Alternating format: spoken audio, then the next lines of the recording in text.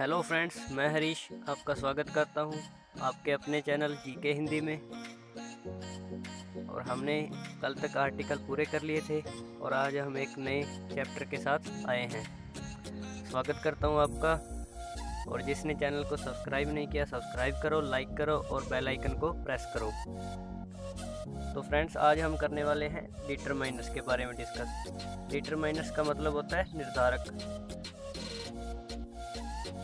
Determiners कई तरह के होते हैं। इसमें मुख्यतः हम 4 प्रकार के पढ़ेंगे, जिनमें आर्टिकल, जिसके बारे में हम पहले डिस्कस कर चुके हैं, एक बार दोबारा देख लेते हैं। डेफिनेट के साथ द का यूज करते हैं, इनडेफिनेट के साथ ए या एन का यूज करते हैं। ए या एन का यूज इनडेफिनेट के साथ कैसे होता है? जैसे कि a kind, a dead person, a living good. इस प्रकार से जब कभी काउंटेबल नाउन होता है उसके साथ में हम ए या एन आर्टिकल यूज करते हैं। जैसे कि an hour, an honourable person, an honest lady, इन सभी के साथ एन का यूज करेंगे। डेमोन्स्ट्रेटिव, पहले हमने आर्टिकल के बारे में पढ़ा, अब हम डेमोन्स्ट्रेटिव, इसका दूसरा प्रकार है।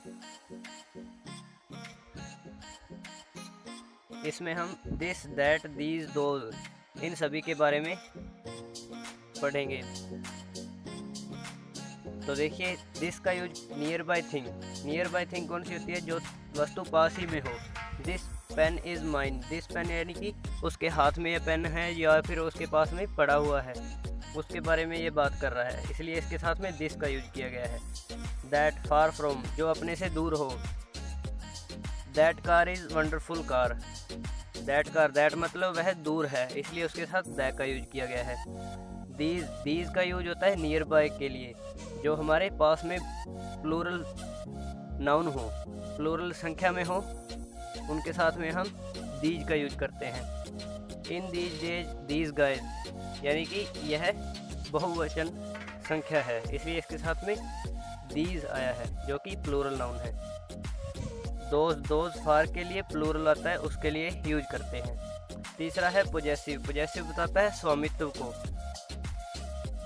यह अपने स्वामित्व को, यानी कि उस पर अपना अधिकार होता है, उसे बताते हैं। जो वर्ड्स हैं माई और your, his, her, their, its, ये सभी अपना स्वामित्व बताते हैं। जैसे कि my brother is elder than me, कि मेरा भाई है वो मुझसे बड़ा है। Your father is my uncle, यहाँ पर योर भी आ गया और माई भी आ गया। आपके पिता पर आपका अधिकार है, इसलिए वह माई, जो उसका अधिकार को बताता है, माई वर्ड है वो। क्वांटिफायर, क्वांटिफायर मतलब मात्रात्मक, जो आपको मात्रा बताते हैं। Some, little, few, many, any, much, a lot, ये सभी आपको मात्रा बताते हैं। यहाँ पर देखिए सम, ये सम है। Indefinite and less in number, जो कि अनिश्चित होता है और उसके साथ में संख्या में कम होता है, उसके साथ में सम का यूज करते हैं। जैसे कि some players are in the ground, some of them are wanted. Wanted मतलब जो कि जिन्हें पकड़ा जाना चाहिए, जो कि फरार होते हैं, उनके लिए वांटेड आता है। Some people initiated to the education of their children in the old town. इसका सेंटेंस का मतलब है कि पुराने कस्बे में कुछ लोगों ने शुरुआत की है अपने बच्चों को पढ़ाने की।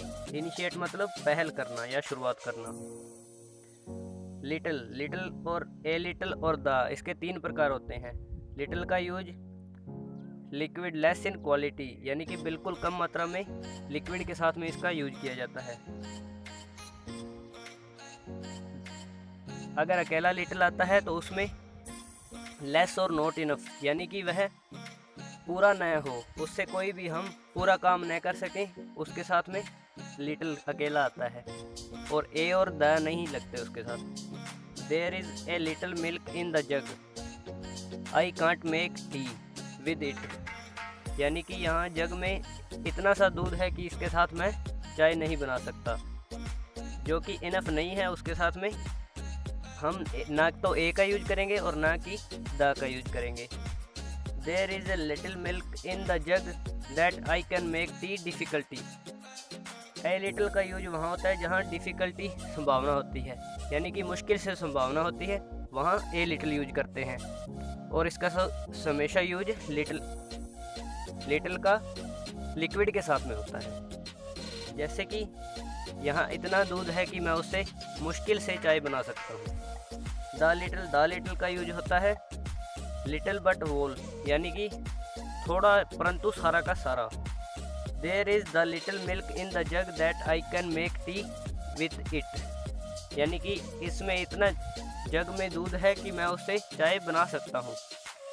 संभावना है, यानी कि उसे पूरा का पूरा अगर डाल दिया जाए तो उससे चाय बन सकती है। और आगे चलते हैं, देखेंगे हम अपने एनी आता है किसी भी एक पर्सन के साथ जो कि अननोन है, हम उसे जानते नहीं हैं, लेकिन वो सिंगुलर है, एक ही संख्या में होगा, निश्चित संख्या में। मैनी का यूज एनी के प्लूरल सेंस को बताने के लिए किया जाता है।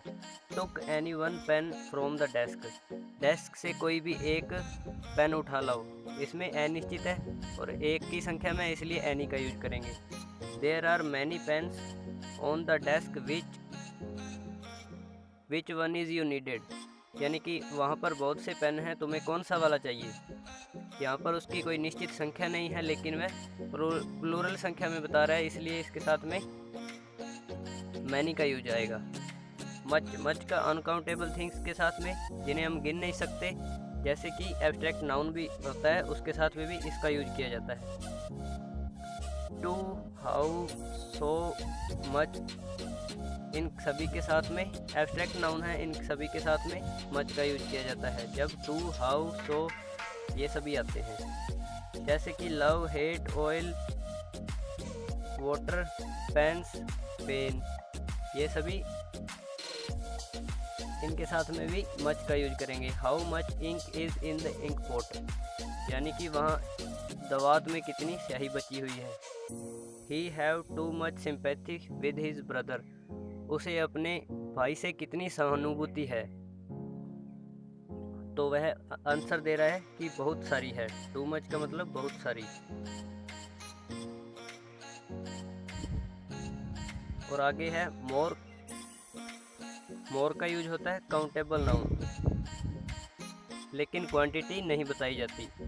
गिव मी मोर लिस्ट, मुझे और सूचियाँ चाहिए। I have needed some more students, मुझे और विद्यार्थी चाहिए होंगे। ए लॉट ऑफ का मतलब होता है बहुत से, इसका टू मच के हिसाब से इसका सेंस लिया जाता है। There is a lot of pens on the desk, यहाँ डेस्क के ऊपर बहुत से पेन पड़े हुए हैं। टू मच का सेंस दे रहा है, इसलिए इसके साथ में अ लॉट ऑफ आएगा, क्योंकि संख्या में बहुत ज़्यादा होते हैं। A lot of people are gathered there, भीड़ में बहुत से लोग इकट्ठा हुए हैं। फ्यू का यूज होता है बहुत से बताने में, बहुत से नहीं, थोड़े से के सेंस में होता है इसका यूज, जो कि इनफ नहीं होता, पर्याप्त नहीं होता। There is few students that I can not take class, यानी कि यहाँ पर थोड़े से विद्यार्थी हैं जिनसे मैं कक्षा शुरू नहीं कर सकता। अ फ्यू का मतलब इनफ होता है, लेकिन मुश्किल से होता है। A few students have come that I can take class difficulty, यानी कि मैं बहुत मुश्किल से क्लास ले सकता हूँ, इतने ही विद्यार्थी आए हैं। इसमें यह मुश्किल से लेकिन पर्याप्त बता रहा है, और इसके साथ में ए का यूज किया गया है। आगे चलते हैं, द फ्यू का यूज होता है होल बट इनफ, यानी कि सारों को मिलाकर जब पर्याप्त बनाया जाए।